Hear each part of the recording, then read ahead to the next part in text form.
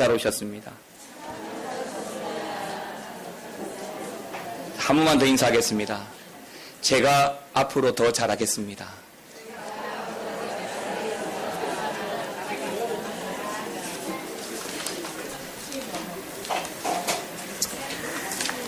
자, 오늘 말씀을 통해서 시편 37편에 기록되어진 그 다윗의 생애를 다시 한 번 더 조명하려고 합니다. 다윗이 하나님과의 관계를 통해서 그가 소망했던 것들이 어떻게 경험되어졌는가가 오늘 시편 37편에 좀 잘 나와 있어요. 예수를 믿는 사람이건 예수를 믿지 않는 사람이건 마음속의 소원은 다 가지고 있잖아요. 그런데 예수 믿는 사람들은 그 마음의 소원을 세상 사람들이 가지고 있는 또는 세상 사람들이 이루고자 하는 방식으로 이루어서는 안 됩니다.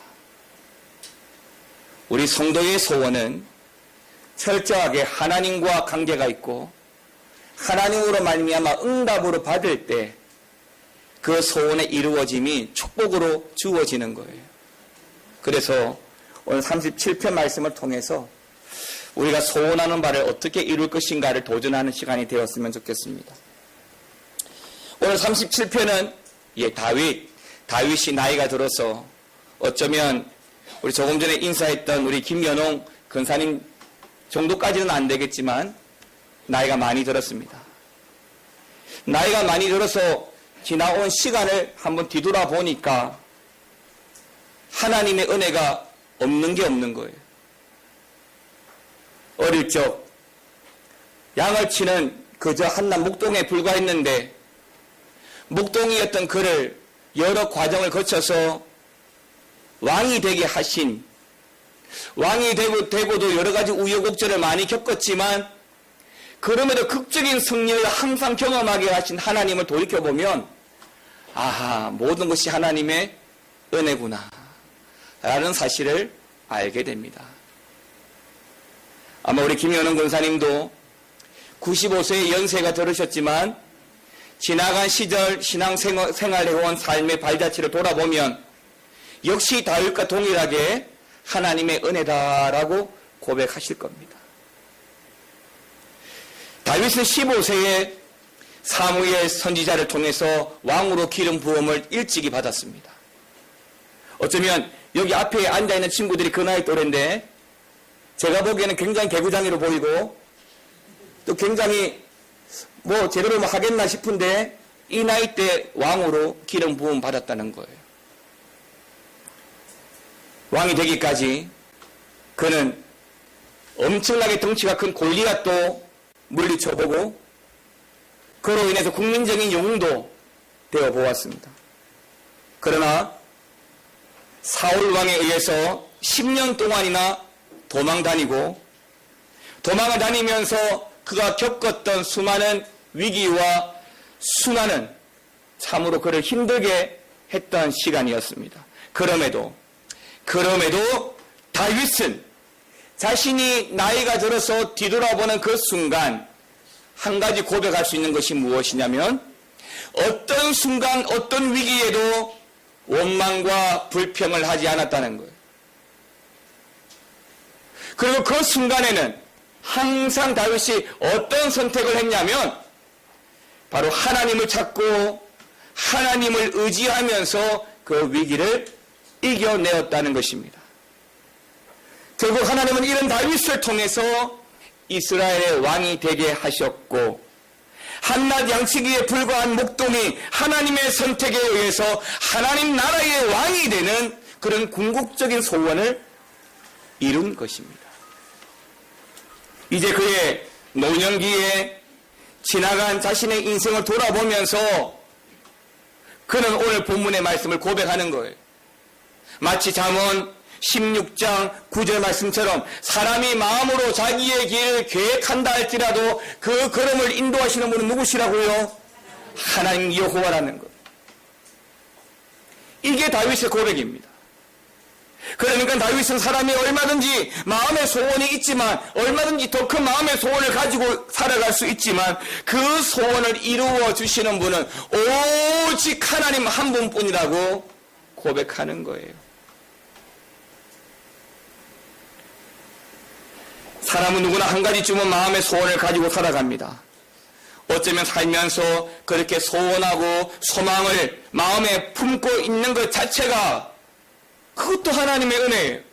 꿈이 없고 비전이 없고 소망이 없고 소원이 없는 것보다는 기대와 소망과 소원을 가지고 살아가는 것이 얼마든지 훨씬 더 긍정적일 수 있으니까요.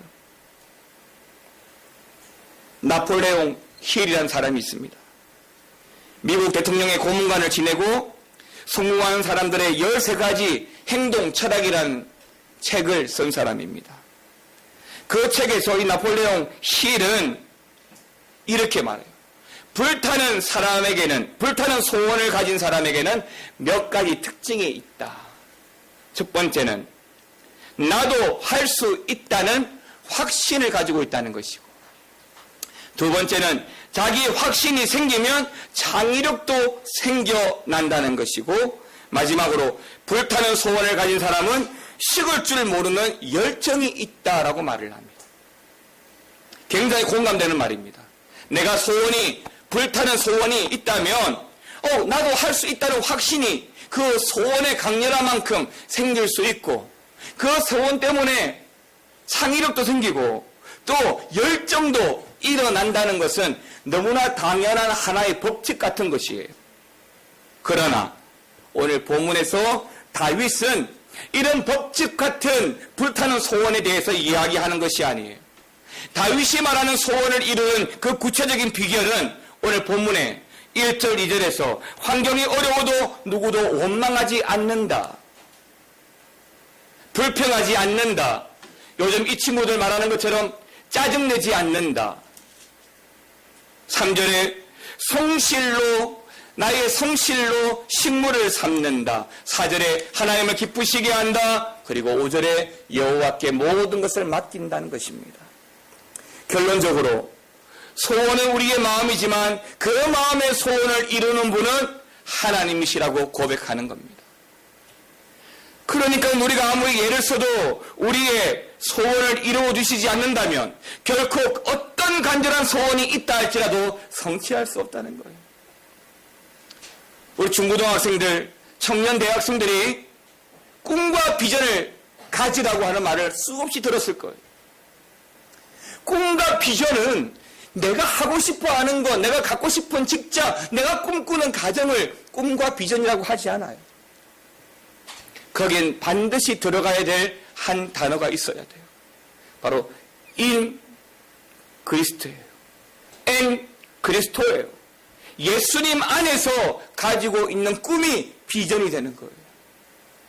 그 꿈을 통해서 하나님께서 무엇을 기대하고 그 소원을 통해서 하나님께서 어떤 영광 받으실지를 내가 꿈을 꾸어 나갈 때에 비로소 가지는 그 꿈과 소망과 소원에 하나님께서 기름 부으셔서 응답하심으로 그 꿈과 소원을 통해서 하나님도 영광 받으시는 거예요. 자, 그렇다면 오늘 우리의 마음의 소원을 이루기 위해서 우리가 어떻게 해야 될까요? 다윗은 우리에게 첫 번째 이렇게 말합니다. 1절 2절 말씀에 삶의 고난이 왔다고 해서 결코 불평하거나 원망하지 말라는 거예요. 1절 2절 말씀 같이 한번 읽어보겠습니다. 행악자를 인하여 불평하여 하지 말며 불의한 투기하지 말지어다.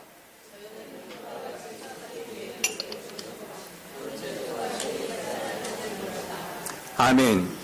우리는 그리스도인입니다. 우리는 성도입니다. 우리는 믿음으로 살아가는 사람입니다. 이 그리스도인이라고 하는 말은 여러 가지 의미가 있겠지만 오늘 저는 이 그리스도인에 대해서 이렇게 설명해 드리겠습니다.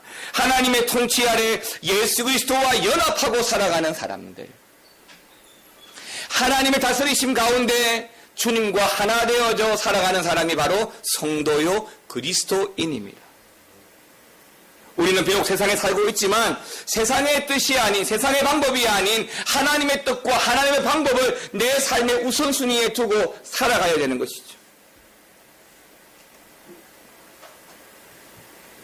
그러나 세상은 하나님의 은혜와 정의보다는 불의를 행하는 자가 오히려 더 큰 소리치고 많은 부정과 부패로 우리의 삶을 지치게 만들어갑니다.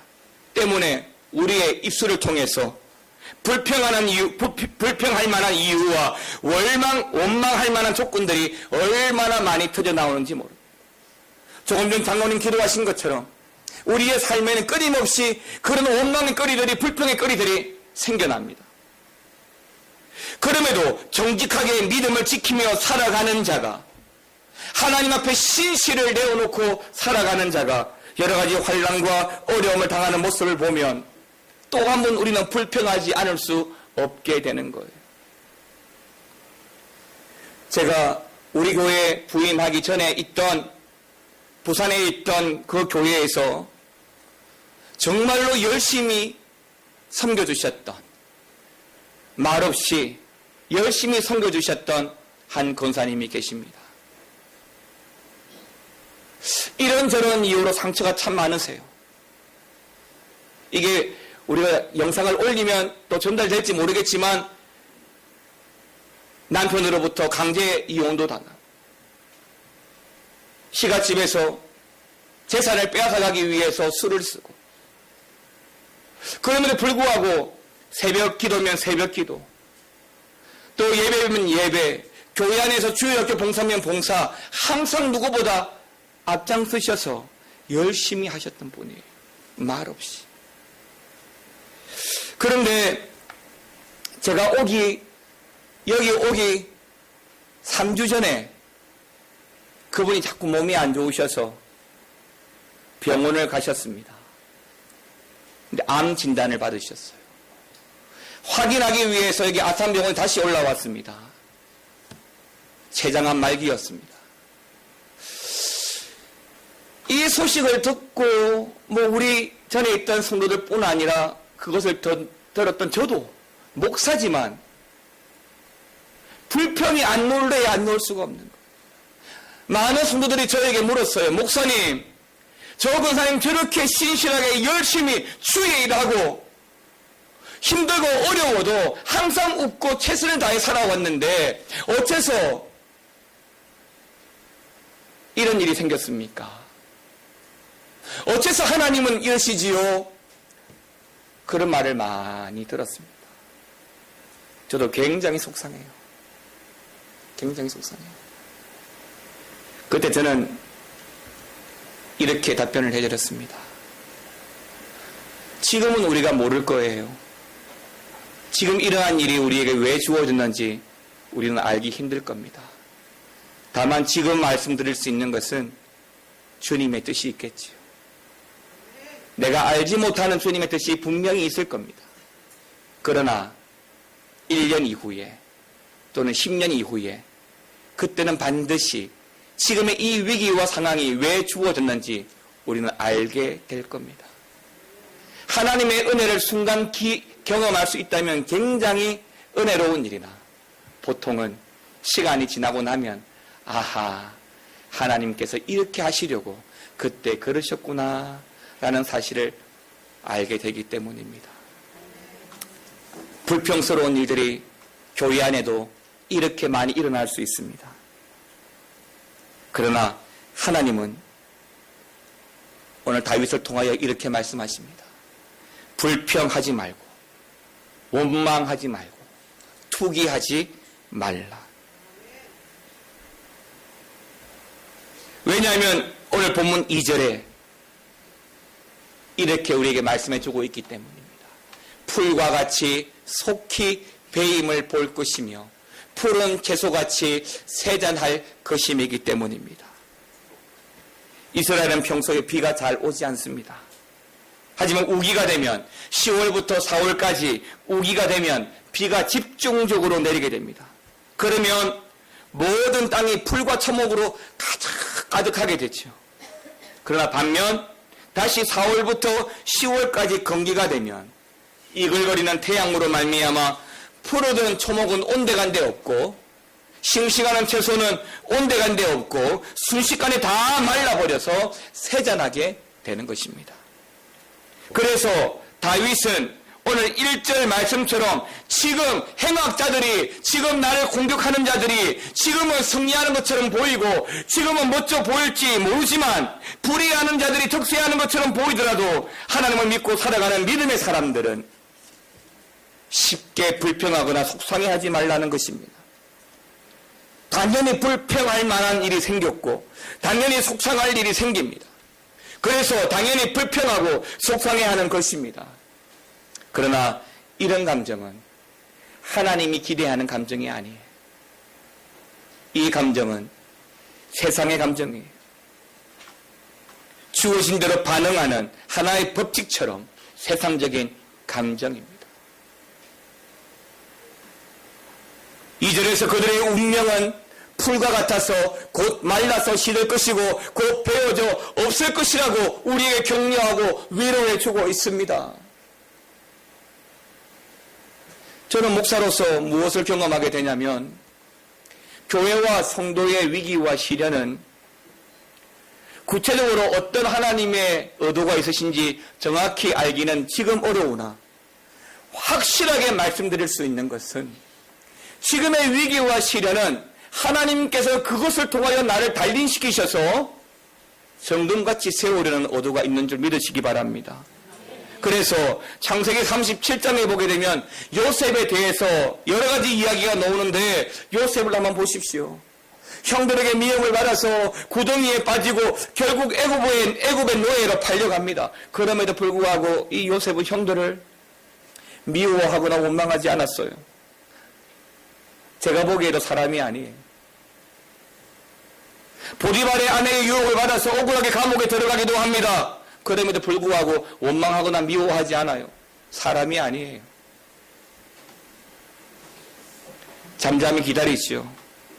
그 결과 그 시련과 위기는 그가 애굽의 총리가 되는 발판이 됩니다. 불평과 원망거리 세상적으로 보게 되면 불평해야 되고 원망해야 될 거리가 많습니다. 그러나 하나님의 관점, 영적인 원리에서 보게 되면 하나님께서 이 시련과 위기를 나에게 허락하신 이유가 있을 텐데 묵상하고 점검하면 애굽의 총리가 되는 은혜가 있는 줄 믿습니다. 결국 요셉으로 말미암아 요셉의 모든 가족들이 다 구원받는 은혜가 주어진 것이지요. 눈앞에 드러난 현실은 눈앞에 드러난 현실과 심각한 위기 상황입니다. 바로 그때 주님의 뜻이 무엇인가 분별할 수 있다면 그 상황이 오히려 우리에게 축복이 되는 것이에요. 사랑하는 성도 여러분, 여러분의 가정이 그리스도의 은혜와 사랑으로 세워지기를 축원합니다. 어떤 일이든 쉽게 불평하는 가정은 결코 행복할 수 없습니다. 왜요? 불평은 정말 쉽게 사용되어지는 마귀의 도구이기 때문입니다. 행복한 가정은 언제나 감사가 넘치는 가정이지요. 여러분 아무리 환경이 열악하더라도 나를 괴롭히는 사람이 있더라도 불평하거나 원망하기보단 하나님의 뜻을 확인하고 감사하며 사시기를 바랍니다. 두 번째 다윗은 우리에게 이렇게 말해요. 여호와를 기뻐하라고 말합니다. 우리 37편 4절 말씀 같이 읽어보겠습니다. 또 여호와를 기뻐하라. 저가 내 마음의 소원을 이루어 주시리로다. 아멘입니다. 4절에 뭐라고 이야기하죠? 또라고 이야기해요. 근데 다음에 보게 되면 또가 또 나와요. 그러니까 무슨 말이에요? 자꾸예요. 계속이에요. 매일이에요. 지속적이에요. 뭐 하라고요? 기뻐하라고요. 누구를요? 여호와를요. 우리의 마음에 기쁨이 없다면 이미 우리의 믿음이 병들었다는 증거예요. 여러분, 예수 믿고 행복하다면 기쁜 거 아니에요? 저는 너무 당연하고 생각해요. 조금 전에 예배에 올라오기 직전에 1층 초등부실에서 우리 여기 앉아있는 친구들이 열심히 좀비 접기 하고 있어요. 손가락은 힘들지 모르겠지만 자기네들끼리 웃고 난리예요. 좋다는 거죠. 기쁘다는 거죠. 행복하다는 거죠. 좋으면 내 얼굴이 표현을 해요. 행복하면 내 얼굴이 그것을 감추지 못해요. 여러분들이 여호와를 기뻐하면 여호와 때문에 여러분의 표정을 감출 수가 없어요. 여러분이 예배가 기쁘면 예배 드리는 여러분들이 그 표정을 감출 수가 없는 거예요. 예배 드리고 나왔음에도 이렇게 심각한 표정을 한다면 잘못되어진 거예요. 성경 기뻐하라고 하는 말이 무려 191번이 나와요. 잠언 17장 22절은 마음의 즐거움은 양약이라고 말합니다. 그러니까 이 기뻐하는 것 자체가 보약이다라고 했죠. 굳이 어느 교수님 말씀처럼 엔돌핀 이야기하지 않아도 성경이 이미 그렇게 이야기하고 있어요. 그래서 데살로니가전서 5장 16절에도 항상 뭐하라?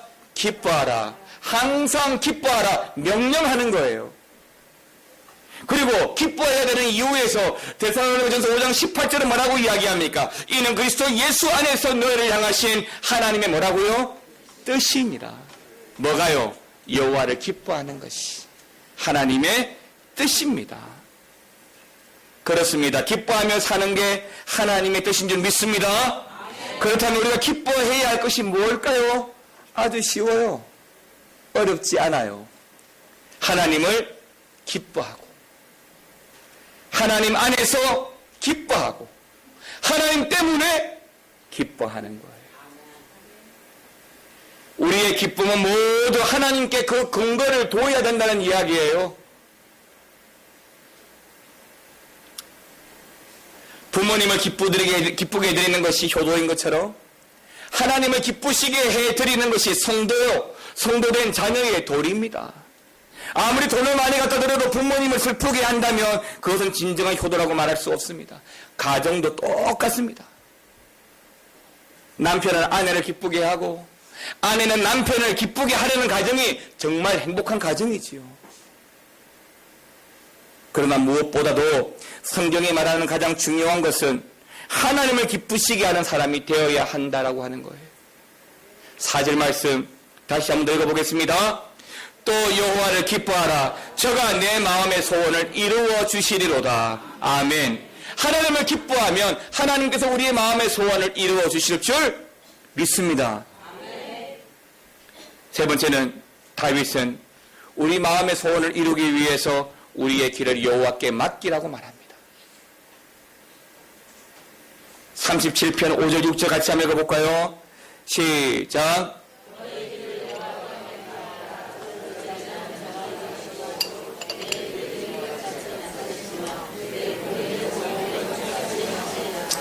아멘입니다. 너의 길을 여호와께 맡기라. 저를 의지하면 저가 뭐 하시고 이루시고 뿐만 아니라 너의 의를 빛같이 나타내시며 내 공의를 정오의 빛같이 하시리로다. 할렐루야. 사람들은 자기 인생은 자기가 알아서 사는 것이라고 생각합니다. 그래서 한때 그런 노래가 유행했죠. 내 인생은 어떻게 그리 잘 알아요? 한번 떠봤는데 내 인생은 나의 것이라고 이야기하지만 그래서 하나님께 잘 맡기려 하지 않아요. 맡기는 것을 굉장히 위험한 것이라고 생각을 해요. 그래서 혼자 걱정하고 혼자 근심하고 어떻게든 혼자 해결해 보려고 혼자서 다 해결하려고 하는 경향이 우리에겐 여전히 있어요. 그러나 믿음으로 사는 사람은요, 혼자 할 수 없어요. 혼자 하면 안 되는 거예요. 하나님을 의지하고 하나님께 의탁하는 법을 배워야 합니다. 제가 지난주에도 법원에 잡혀온 아이들에 대해서 이야기를 한번 해드렸는데요. 그 잡혀오는 아이들 중에 어떤 아이들은 아버지의 가정폭력에 시달려서 결국 범죄 상황에 빠져서 법원까지 오는 아이들이 있습니다. 그래서 그 아이들에게 복음을 이야기하고 하나님 아버지라고 이야기하면 하나님 아버지라고 하는 말 쓰기를 굉장히 힘들어해요. 아버지에 대한 공포가 있어서 하나님을 아버지라 부른다는 것이 얼마나 어려운지 몰라요. 그런데 그 아이들이 드럼드럼 정말 하나님이 내 아버지 될 수 있나요? 물어요. 정말 하나님이 내 아버지가 된다면 나는 하나님께 맡길 수 있어요. 아버지니까요. 믿음으로 살아가는 성도는 그 믿음의 가치는 나의 문제를 하나님께 내어놓으면 어떤 응답이든 하나님께서 가장 좋은 것으로 응답하신다는 것을 믿는 것입니다. 그래서 6절에는 하나님께서 정오의 빛같이 가장 빛나게 해주신다고 말씀하는 거예요. 그러므로 우리의 인생을 하나님께 맡기고 사시기를 축원합니다. 잠언 16장 3절에도 뭐라고 이야기해요? 너의 행사를 여호와께 뭐하라? 맡기라. 그리하면 너의 경영하는 것이 뭐라고요? 할렐루야. 하나님은 항상 우리보다 앞장서 가십니다. 왜요? 앞장서셔서 우리를 인도해 가기를 원하시는 거죠. 리더십에는 두 가지가 있어요. 팔로미가 있어요. 나를 따라와가 있지만 또 하나는 앞장서 내가 뒤에서 밀어줄게. 둘 다 나쁘지 않아요. 그러나 하나님은 어떤 방법을 취하시냐면 항상 앞장서셔서 우리를 인도해 가십니다. 이스라엘 백성이 출애굽 후 광야를 지날 때에 하나님은 항상 구름 기둥과 불 기둥으로 이스라엘 백성들을 앞서서 움직이셨습니다.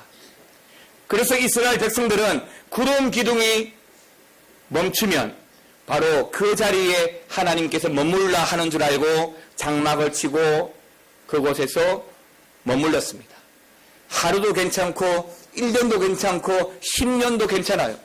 구름 기둥과 불 기둥이 움직이지 않으면 그들도 움직이지 않았습니다. 텐트를 바로 어제 쳤는데 구름 기둥이 오늘 또 움직이면 그들은 하루만이라도 장막을 걸어서 그 구름 기둥과 불 기둥을 따라가야 합니다. 왜요?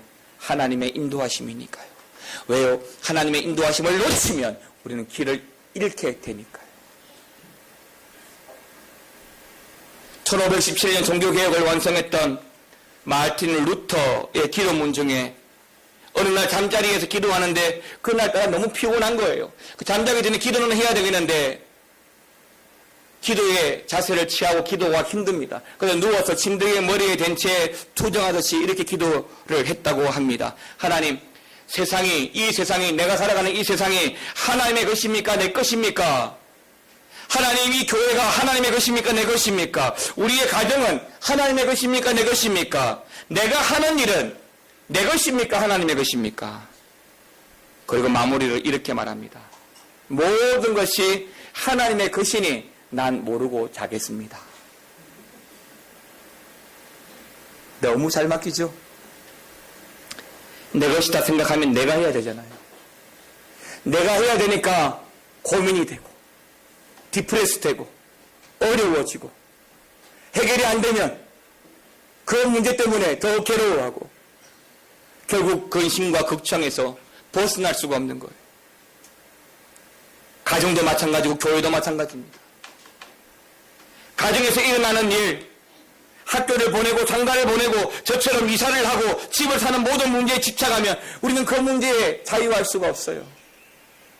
제가 이사를 하면서 우리 성도님들이 계속 저한테 하시는 말씀이 뭔지 아세요? 목사님 천천히 하세요. 천천히 해요. 근데 거의 다 했어요. 여러분, 그런 문제에 집착하면 자유할 수가 없어요. 교회에도 마찬가지예요. 내가 해야지라고 집착하면 자유할 수가 없어요. 맡기면 맡긴 대로 순종하고 하나님의 원하심이 있으면 원하신 대로 따라가는 것이 교회예요. 자꾸 내가 하려 하면 그것 때문에 문제도 일어나고 그것 때문에 내가 더 힘들어지기도 하는 거예요. 예를 들면 그래요. 감자가 있어요. 어떤 분은 소금에 찍어 드세요. 어떤 분은 설탕에 찍어 드세요. 소금에 찍어 드시는 분이 설탕에 찍어 드시는 분을 보고 왜 감자를 소금에 안 찍어 먹고 설탕에 찍어 먹고 그래? 이상하게 라고 말하는 거예요. 웃기죠? 이 두 분을 지켜보던 제 3자가 그래요. 그래? 나는 케찹에 찍어 먹는데? 이러면 어떻고 저러면 어때요? 그게 문제가 될 게 있나요? 신앙생활의 원리는 하나님께 맡기는 거예요. 그리스도인의 가치는 하나님의 통치를 인정하고 내 삶을 하나님과 연합해서 살아가는 거예요. 그러면 거기에 내 생각이, 내 의지가 주도가 되면 하나님의 생각과 하나님의 의지는 밀리게 되는 거죠. 그러면 나는 앞서가시는 주님을 보지 못하게 되는 겁니다.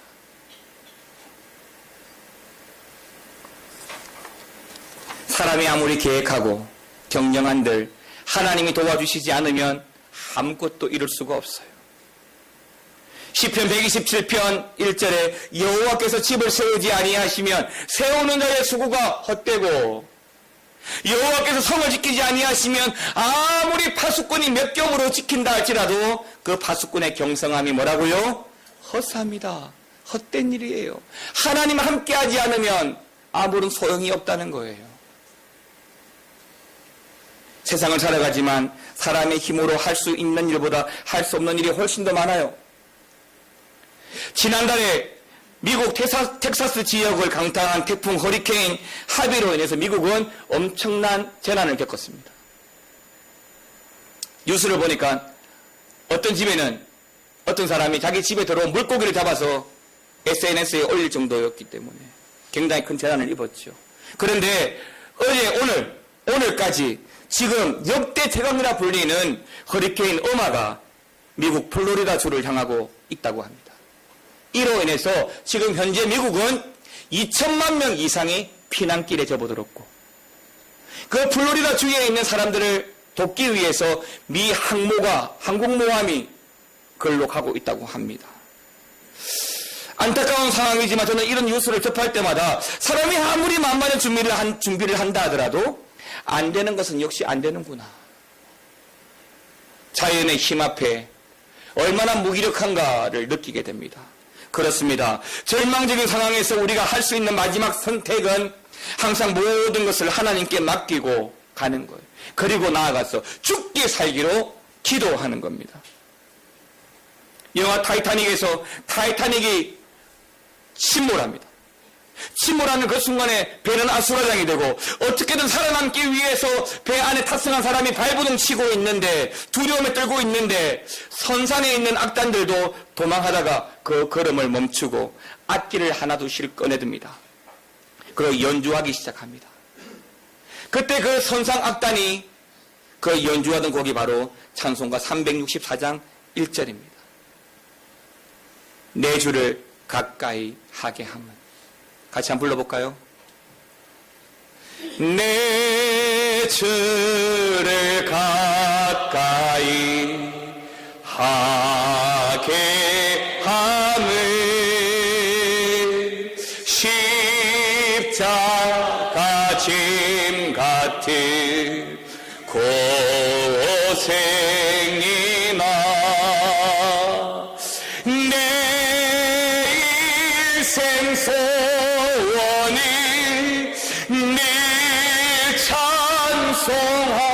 찬송하면서 주께 더 나아가길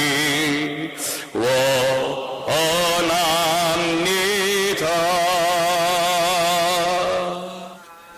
사랑하는 성도 여러분, 저도 목회를 하면서 힘들고 어려운 일이 왜 안 생기겠습니까?